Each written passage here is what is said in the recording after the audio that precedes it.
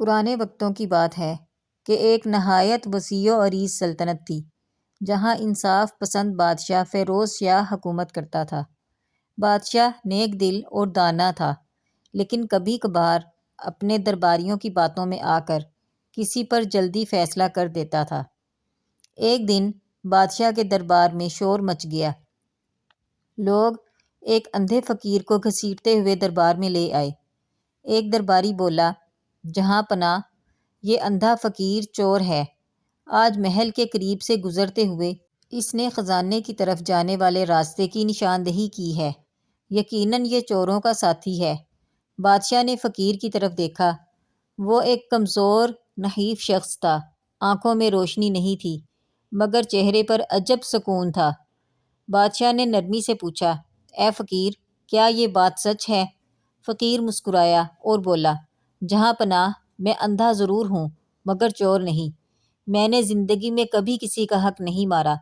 ہاں، میں نے راستے کی بات ضرور کی تھی، مگر صرف اس لیے کہ ایک نوکر ادھر سے گزرنے والا تھا۔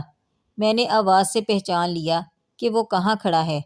درباریوں نے زور سے قہقہہ لگایا، جھوٹ بولتا ہے حضور، ایک اندھا راستہ پہچان سکتا ہے؟ بادشاہ کے چہرے پر شک کا سایہ آیا۔ یہ کیسے ممکن ہے کہ ایک اندھا آواز سے راستہ پہچانے؟ فقیر نے سکون سے جواب دیا، بادشاہ سلامت، آنکھوں سے اندھا وہ نہیں جسے روشنی نظر نہ آئے، بلکہ وہ ہے جو عقل سے اندھا ہو۔ میں نے اپنی آنکھوں کی بینائی کھو دی، لیکن احساس کی آنکھیں کھول لیں۔ آوازوں سے، ہوا کی سمت سے، قدموں کی گنتی سے میں سب پہچان لیتا ہوں۔ بادشاہ کچھ لمحے خاموش رہا۔ درباری ہنستے رہے۔ آخر بادشاہ نے کہا، چلو اگر تو سچ کہتا ہے تو کل ثابت کر دینا کہ تیری عقل تیرے اندھے پن پر غالب ہے۔ اگر نہ کر سکا تو تجھے شہر بدر کر دیا جائے گا۔ فقیر نے عاجزی سے سر جھکایا اور کہا، جہاں پناہ، عقل انسان کی نہیں اللہ کی عطا ہوتی ہے۔ اگر اس نے چاہا تو آپ کل خود دیکھ لیں گے۔ بادشاہ نے پورے دربار کو بلایا۔ فقیر کو سامنے کھڑا کیا گیا۔ بادشاہ نے اپنے ایک وزیر سے کہا، اسے ایک امتحان دو، دیکھتے ہیں یہ اندھا واقعی عقل مند ہے یا محض باتونی ہے۔ وزیر نے ایک چالاک آزمائش رکھی۔ انہوں نے ایک میز پر 3 برتن رکھے، ایک میں پانی، ایک میں تیل اور ایک میں زہر۔ وزیر نے کہا، ان میں سے صرف ایک برتن میں پینے کا پانی ہے، باقی 2 زہر اور تیل ہیں۔ اگر تو عقل مند ہے تو بغیر چھوئے بتا دے کہ کون سا پانی ہے۔ سارا دربار خاموش ہو گیا۔ فقیر نے سر جھکایا، ہاتھ نہیں بڑھائے، بس گہری سانس لی۔ پھر دھیرے سے بولا، پانی کی اپنی خوشبو نہیں ہوتی، مگر خاموشی میں بھی اس کی آواز ہوتی ہے۔ جب برتن ہلایا جائے تو وہ آواز دیتا ہے جو کسی زندگی کی نشانی ہو۔ اس نے دھیرے سے ایک برتن کے پاس جا کر کان لگایا۔ ہلکا سا ٹک ٹک کی آواز آئی۔ فقیر نے مسکرا کر کہا، یہ پانی ہے، کیونکہ زندگی کی پہچان صرف آواز نہیں، احساس ہے۔ وزیر نے برتن چیک کیا، واقعی وہ پانی ہی تھا۔ دربار میں حیرت کی لہر دوڑ گئی۔ بادشاہ نے پہلی بار مسکرا کر کہا، اندھے، تیری بات میں سچائی ہے۔ فقیر نے جواب دیا، جہاں پناہ، اللہ نے مجھے بینائی نہیں دی مگر سمجھ عطا کی ہے۔ اگر انسان اپنی عقل کو روشن رکھے تو وہ اندھیری دنیا میں بھی راستہ پا لیتا ہے۔ بادشاہ خاموش رہا، لیکن درباریوں کے چہروں پر ابھی بھی ناپسندیدگی تھی۔ انہوں نے چپکے سے سازش سوچ لی تھی، کل ہم اسے ایسی آزمائش دیں گے جس میں یہ لازماً ناکام ہوگا۔ فقیر نے سب سن لیا مگر مسکرایا۔ انسان کا امتحان لوگوں سے نہیں، اللہ سے ہوتا ہے۔ رات کا وقت تھا۔ فقیر محل کے ایک کونے میں ٹھہرا دیا گیا۔ اس نے سجدے میں گر کر دعا کی، اے رب، کل میرا امتحان ہے، مگر اصل جیت صرف تیری رضا میں ہے، مجھے سچ پر قائم رکھنا۔ اگلی صبح دربار میں ہلچل مچی ہوئی تھی۔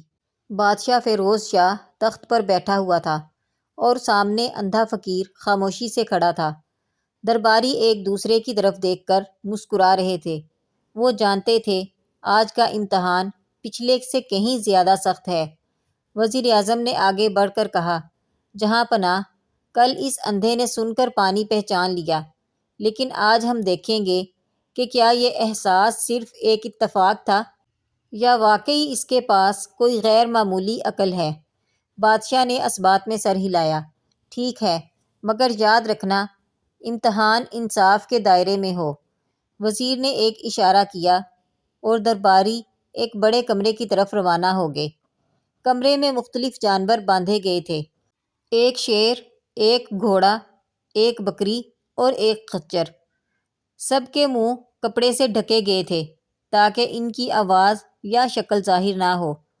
وزیر نے کہا، اے فقیر، اگر تیری عقل اتنی روشن ہے جتنی تو دعویٰ کرتا ہے تو بتا ان 4 جانوروں میں سے کون سا شیر ہے، لیکن یاد رکھ تو انہیں چھو نہیں سکتا، صرف ان کے گرد چل کر پہچاننا ہے۔ دربار میں خاموشی چھا گئی۔ فقیر نے بسم اللہ پڑھی اور دھیرے دھیرے ہر جانور کے قریب جا کر رکنے لگا۔ کبھی وہ زمین کے قریب جھکتا، کبھی سانس روک کر سنتا۔ پہلے جانور کے پاس جا کر بولا، یہ گھوڑا ہے، کیونکہ اس کے قدموں سے ضبط اور شان کی خوشبو آتی ہے۔ دوسرے کے پاس گیا اور لمحہ بھر رکنے کے بعد کہا، یہ خچر ہے، کیونکہ اس کے سانس میں تھکن ہے جو مزدوری کی علامت ہے۔ تیسرے کے پاس پہنچا، اس نے ہلکی سی سانس سنی، پھر مسکرا کر بولا، یہ بکری ہے، کیونکہ خوف اس کی سانس میں لرز رہا ہے۔ آخر میں وہ چوتھے جانور کے پاس گیا۔ فضا میں ایک عجیب خاموشی چھا گئی۔ فقیر نے کچھ دیر کان لگایا، پھر مسکرا کر پیچھے ہٹ گیا اور بلند آواز میں بولا، یہ شیر ہے، کیونکہ جہاں شیر ہوتا ہے وہاں خاموشی بھی ڈر کے سائے میں بدل جاتی ہے، اس کے قدموں کی ہوا بھی رعشہ پیدا کرتی ہے۔ وزیر نے فوراً کپڑے ہٹائے، واقعی وہ شیر ہی تھا۔ دربار کے تمام لوگ حیرت زدہ رہ گئے۔ بادشاہ نے فقیر کو دیکھا اور اس کی آنکھوں میں کچھ بدل گیا۔ تو واقعی عقل مند ہے، مگر میں جاننا چاہتا ہوں کہ یہ علم تجھے کہاں سے ملا؟ فقیر نے کہا، جہاں پناہ، جب انسان اپنی کمزوری کو تسلیم کر لیتا ہے تب اللہ اسے اندر کی آنکھ عنایت فرماتا ہے۔ میں اندھا ہوا تو دنیا چھن گئی، مگر عقل اور احساس جاگ گئے۔ بادشاہ کے چہرے پر سنجیدگی چھا گئی۔ درباریوں نے مگر ہار ماننے سے انکار کر دیا۔ انہوں نے چپکے سے تیسرا امتحان تجویز کیا، جہاں پناہ، آخری آزمائش باقی ہے، اگر یہ اس میں بھی کامیاب ہو گیا تو یقیناً اللہ کا دوست ہے۔ بادشاہ نے اجازت دی۔ وزیر نے فقیر سے کہا، کل تیرا آخری امتحان ہوگا۔ اندھے فقیر، اگر تو کامیاب ہوا تو تجھے انعام ملے گا، ورنہ سزا۔ فقیر نے سکون سے جواب دیا، بادشاہ سلامت، جو نصیب میں ہے وہ کل مجھ تک پہنچ جائے گا۔ میں نہ انعام کا لالچی ہوں، نہ سزا سے خوف زدہ۔ اس رات فقیر درخت کے نیچے جا کر بیٹھا۔ ہوا میں سردی تھی، آسمان پر بادل تھے۔ اس نے اپنے ہاتھ اٹھائے اور دعا کی، اے پروردگار، لوگ میری بینائی کی کمی کو کمزوری سمجھتے ہیں، لیکن تو جانتا ہے کہ اصل روشنی دل میں ہوتی ہے۔ اگر کل میرا وقت آ گیا تو مجھے ثابت قدم رکھنا۔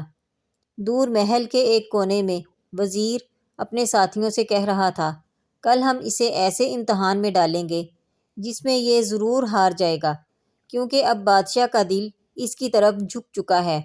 اگر یہ مزید کامیاب ہوا تو ہماری چالاکیاں بے نقاب ہو جائیں گی۔ چاند بادلوں میں چھپ گیا اور اندھیری رات میں وہ اندھا فقیر خاموش بیٹھا رہا، مگر اس کے دل میں روشنی اور یقین تھا۔ اگلی صبح محل کے صحن میں غیر معمولی گہما گہمی تھی۔ بادشاہ فیروز شاہ تخت پر بیٹھا تھا، اس کے دونوں طرف درباری موجود تھے۔ آج سب کے چہرے سنجیدہ تھے، کیونکہ یہ اندھے فقیر کا آخری امتحان تھا۔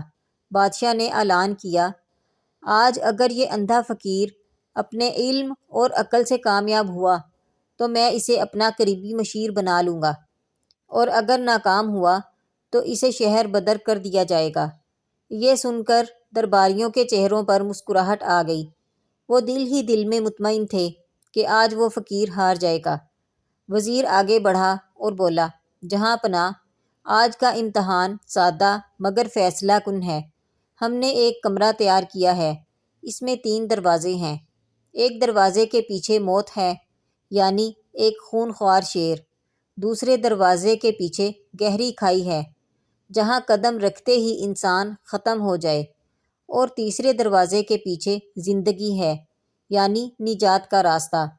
اگر یہ فقیر عقل والا ہے تو بغیر دیکھے، بغیر چھوئے کہ کون سا دروازہ نجات کا ہے۔ دربار میں سناٹا چھا گیا۔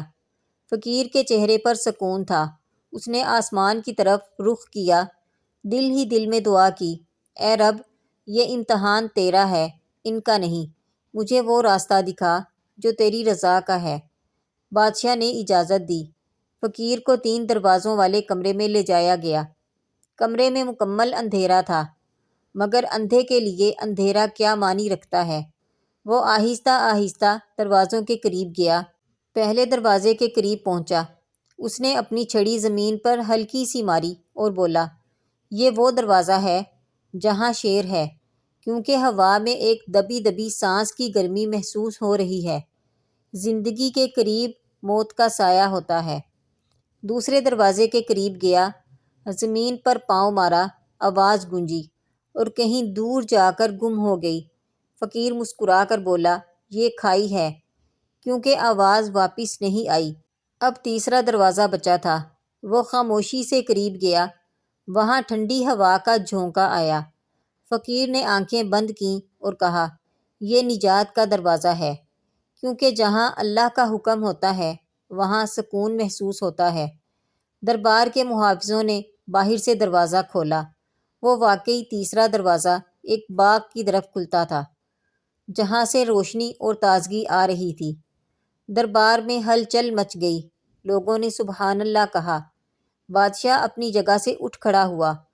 وہ آگے بڑھا، فقیر کے کندھے پر ہاتھ رکھا اور بولا، اے نیک دل بندے، تو اندھا نہیں، تو بصیر ہے۔ تجھے اللہ نے وہ نظر دی ہے جو ہمیں نہیں دی۔ فقیر نے عاجزی سے کہا، جہاں پناہ، میں صرف اپنی کمزوری کو طاقت بناتا ہوں۔ آنکھوں کی بینائی ختم ہوئی تو دل کی آنکھ جاگ گئی۔ جو اپنے دل کو صاف کر لیتا ہے اسے دنیا کی ہر گندگی کے پار سچائی نظر آتی ہے۔ بادشاہ کی آنکھوں میں آنسو آ گئے۔ اس نے حکم دیا، اس فقیر کو قید میں نہیں، قصر دانش میں رکھا جائے۔